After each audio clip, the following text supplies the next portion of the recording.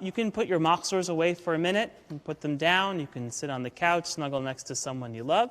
Bring your dog over, put them on your lap. I'd like to share a few words with you this evening. I woke up nervous and excited this morning. I'm just so excited and nervous about life and excited about the future. Excited and nervous about all the possibilities in my life. And excited and nervous about that the holidays are actually here. And excited and nervous because I'm doing something right now that I have no idea how to do. And I think we're all going through this together. This global pandemic has changed all of us permanently.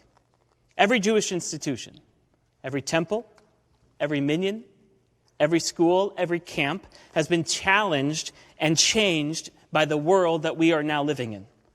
We don't know yet how exactly it has changed us, but we know that we have been changed, which is why it's so nerve-wracking, but also so very exciting. When I think about change at this level, my mind immediately goes to art. You see, art is the highest expression of change. Every artist takes something from the world, whether it's a canvas or color or paint or stone or wood or maybe bits of sound or voices, and changes it. And the artist manipulates those elements of inspiration and creates beauty, creates music, creates a masterpiece, creates life. My favorite contemporary artist who does this better than I think anyone else is the Israeli artist Sigalit Landau. Now, her work sits in some of the most prominent museums in the world, but her work is so indigenous to the land of Israel. You see, she became famous by deciding to take everyday objects, a dress, a boot, a play toy, and use the salinization process only located at the Dead Sea to transform those objects into crystalline sculptures. Her most famous piece is called the Salt Dress, where she takes a Victorian dress and submerges it at the bottom of the Dead Sea for an entire year and takes photos periodically to watch the salinization and crystallization process. And what comes out is a glimmering, salt-covered masterpiece. You can go look it up online after the sermon. Now, over that year, the dress transformed and hardened, turning from that burgundy color to that gray-white crystalline color as the salt began to stick and build up on the fabric. When asked about her work, she said the most amazing thing. She said that art is a bridge builder, always looking for new materials to connect the past with the future. Her salt dress is perhaps the best example of an ancient and storied place, the Dead Sea, put together with another historical object of the Victorian dress. And when you combine them together, the process itself can create something completely new. Landau takes inspirational elements of the past and creates a future, which is what I want to speak to you about tonight, about the future and the incredible moment that we are in right now. We're entering a new, permanent epoch in Jewish life. This global pandemic has changed all of us permanently. And again, we don't know how it's changed us yet, but we know we're being changed, which is why it's so nerve-wracking and yet so exciting. This is not the first time we've been changed permanently. We changed in the 8th century before the Common Era when the Assyrian Empire came to the northern kingdom. And then again, 150 years later, this time when the Babylonians came and they sacked Jerusalem for the first time. And then again, 70 years later, when we returned and we rebuilt our home and our city. 600 years after that, this time it was the Romans who came and sacked Jerusalem. And then 2,000 years later, we came out of the ghetto. And 150 years more after that, we were forced back in to the Tofets of Auschwitz. But just a couple of years after that, we went from the edge of destruction to the birth and redemption, and we came home for the third time to the state of Israel. Now, I bring all this up because each of these periods of changes created the most immaculate form of art with new forms of Jewish life. In the old kingdoms, no one knew what it meant to go into exile. But the prophets like Amos and Hosea in the north and Jeremiah and Ezekiel in the south wrote beautiful metaphors about a life completely unknown. And during the Roman siege, when the temple was being burned, nobody knew what a post-temple Judaism was supposed to look like. But the rabbis took up the pen and crafted the Mishnah, the Midrash, and the Talmud, forming a new Jewish life. And in the modern period, new forms of expression rose in philosophy, music, and art. New cultural institutions were built. New synagogues rose. New schools were created. New camps were created. And even in the Shoah and the Holocaust, there was art. Words of Torah written and buried. Poetry scribbled on wrappers. Drawings made on the bottoms of bunks. And with the rebirth of the nation, Eliezer ben Yehuda took a language that had not been heard in the streets for 2,000 years and crafted something entirely new from the old. More words will be written in Hebrew in the coming week than in the entirety of Jewish life since the fall of the temple. Just think about that. The city of Tel Aviv itself, the name Tel Aviv, literally means to spring forth, new from the old. The craft of Jewish life is to keep changing, but to take what was and to create the art of what will be. To take not yesh me'ein, not creatio ex nihilo, not something from nothing, but yesh miyesh, to take something and to make it into something new. Today's global challenge might be different in kind, but not in substance. We stand at the turning point of another epoch. No one has lived in our contemporary world before we have. No one before has seen or been connected so globally. No one before has had the world at their fingertips. No one has lived the Jewish life that we live now except for us. And it's our turn in this moment to take what was and to create yesh miyesh, from the old to the new. So I'm nervous and I'm excited, and I want you to be too. Because this moment right now, tonight is the night that we can all become artists by using the best of the past to fuel the future. There are 3 powerful ideas that I want to focus on tonight that craft our future as a Jewish community that I'm going to speak about. All of them are endemic to our past, but like Landau's salt dress, they speak to us of our ancient history and create that bridge that gets us from the past to the future. And all are found in the life and history and story of the central character of Yom Kippur, Aaron, the high priest. So who was Aaron?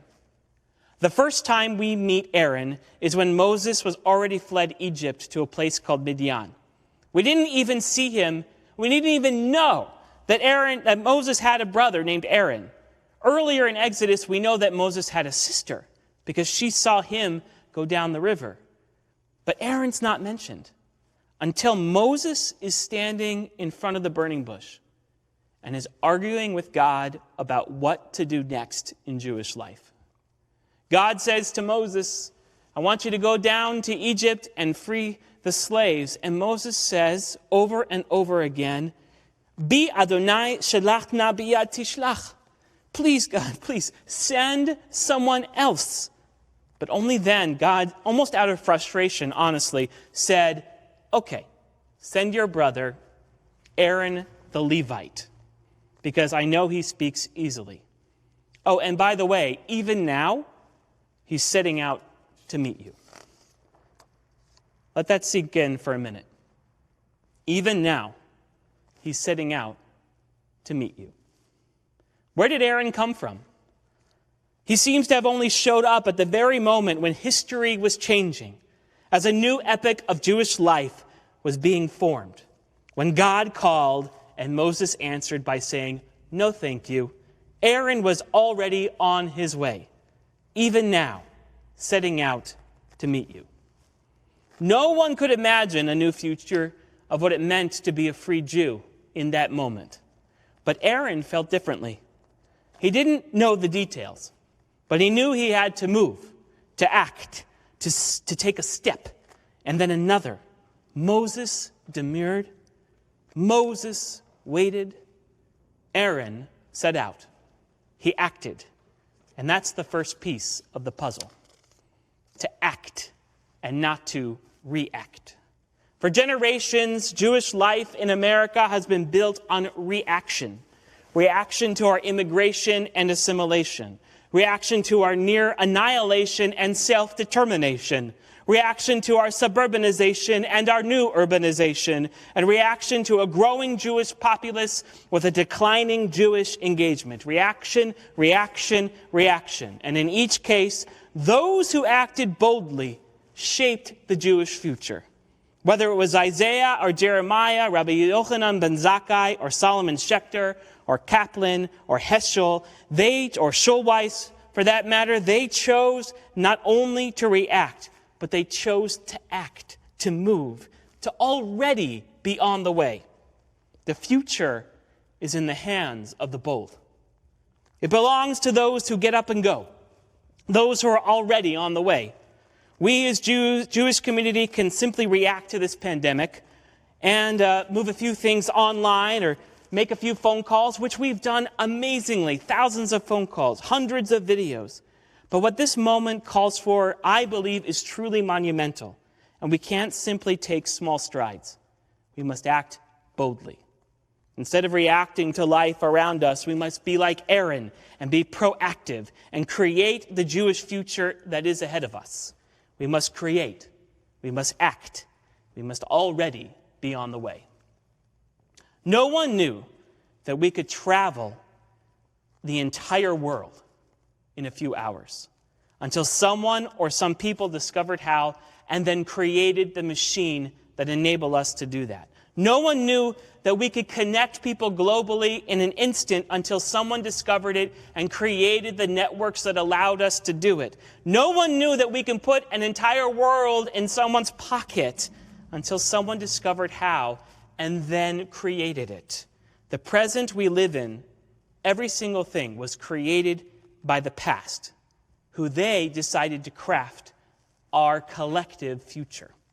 So the question is not, do we create futures? The question for you and the question for me is, whose future do you want to live in? We will live in a world dreamed up by someone else, or else we'll live in a world maybe manifested by our own dreams. The future is in the hands of those who are bold, which is the first piece of the puzzle, is to act and not react.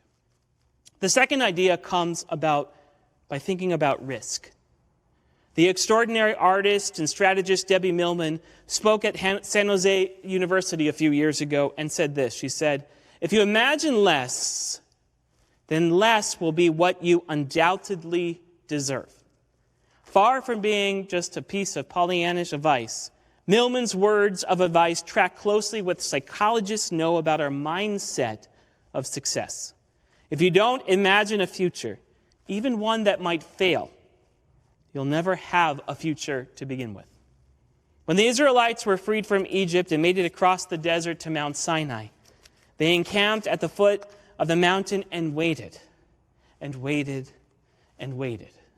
After 40 days, the people got tired of waiting, and they went to the only person who knew how to act to create the future. They came to Aaron, and he built them a golden calf.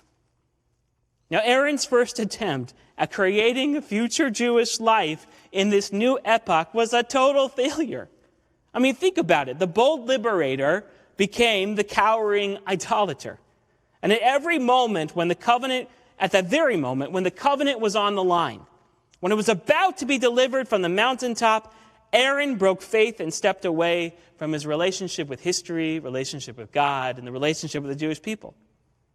In the book of Proverbs, it states, "The righteous fall 7 times and will rise, while the wicked are tripped up by a single mistake." What King Solomon is teaching is that those who are truly good, those who are righteous, those who want to build a future, those whose story of themselves is one of the success will fall 7 times. Fall because you're tired or not ready. Fall because you held back when you should let go. Fall because you said something you shouldn't have. Fall because you made a bad decision. Fall because you embarrassed your friend or your partner. Fall because you embarrassed yourself. Fall because you broke a promise. Falling only becomes failing if you don't get back up. The weak stay down. The bold rise. Futures are born out of failure. Bob Dylan lost his first high school talent competition to a tap dancer. Michael Jordan was cut by his high school basketball team. Oprah Winfrey was cut from her co-anchoring job of the news in Chicago. Now, the lesson might be get over high school. That's a great lesson. But a deeper lesson is that failure shows us our limits, and then we can break through them and rise. And that's how we change to succeed.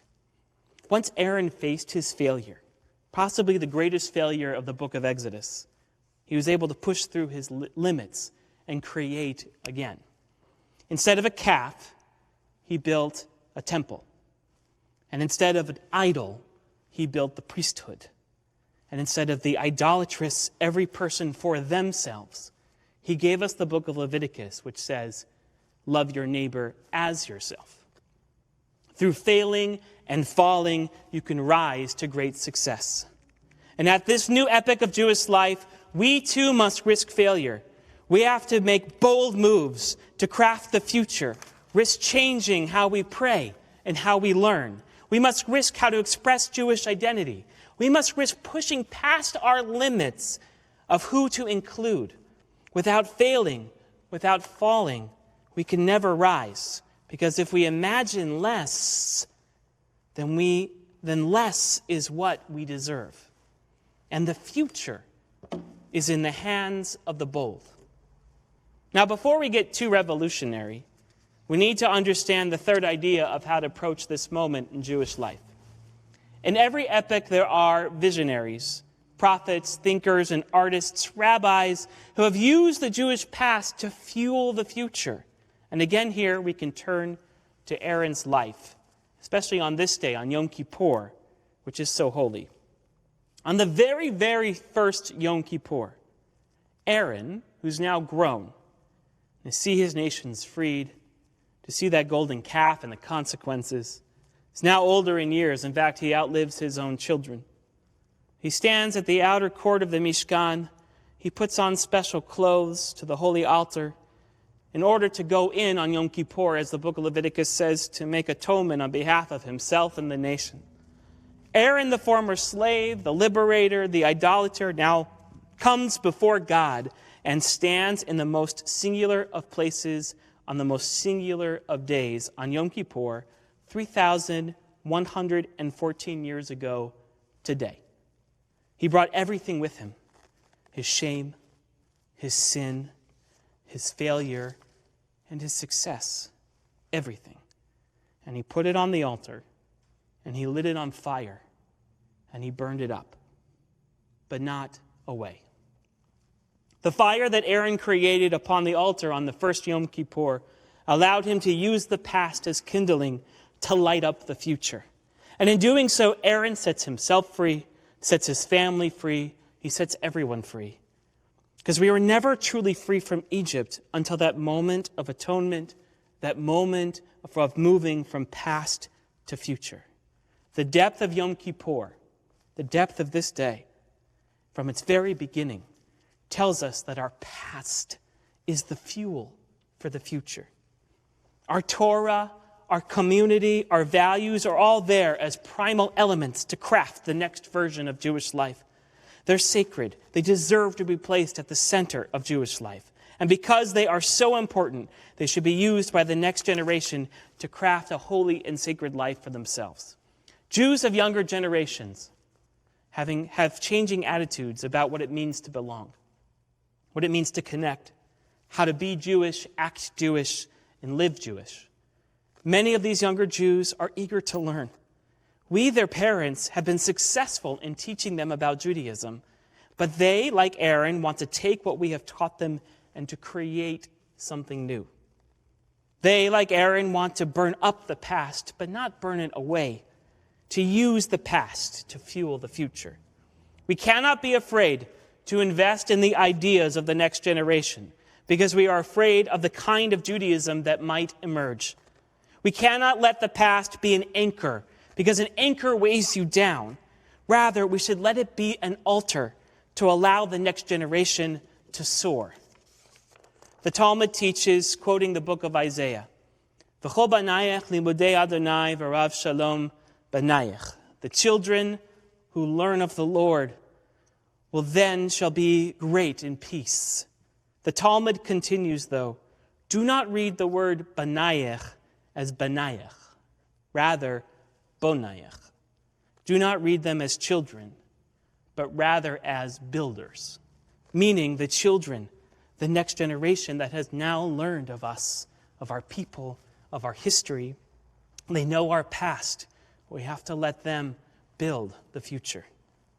The question is no longer just what should we want to hold on to from our past, but what from the past can be the fuel for the future. We can use our long history, our tradition, its maxims and its mitzvot, its incredible rituals, and its most powerful notions of justice to create Jewish life anew. And if you are involved in Jewish life, first of all, thank you. But secondly, you should find a young person that inspires you and you should invest in her. If you are a leader, whether professional or volunteer, take the risk by finding the bold ones and give them the space to create, because the future is in the hands of the bold. Aaron was an artist. He knew he needed to act and not react, to risk our everything, which includes utter failure, so that we could all rise, and to ignore the past, but to use it as the primary colors to create a new Jewish life. That is what artists do. That is what Aaron did, and that is what we should do. They take the world as it's been presented to them, they take it into themselves, and they change it, manipulate it, and create a masterpiece, create life anew. What this moment in Jewish history calls for is what it's called for at every single turning point: vision, risk, and boldness. And above all, the creative act of taking something that was and forming something new. Yesh mi yesh. The task is daunting, but we shall not be daunted. And while we don't know exactly how to do it yet, we have the millennia of experience and the permission of Aaron's life and the Rabbi's life and the prophet's life and Heschel's life and Schulweis's life and Kaplan's life to try to do it because we must.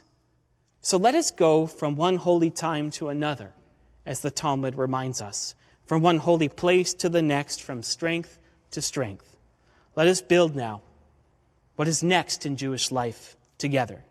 And every time we face this moment, we've created a new Jewish life, a Jewish life anew.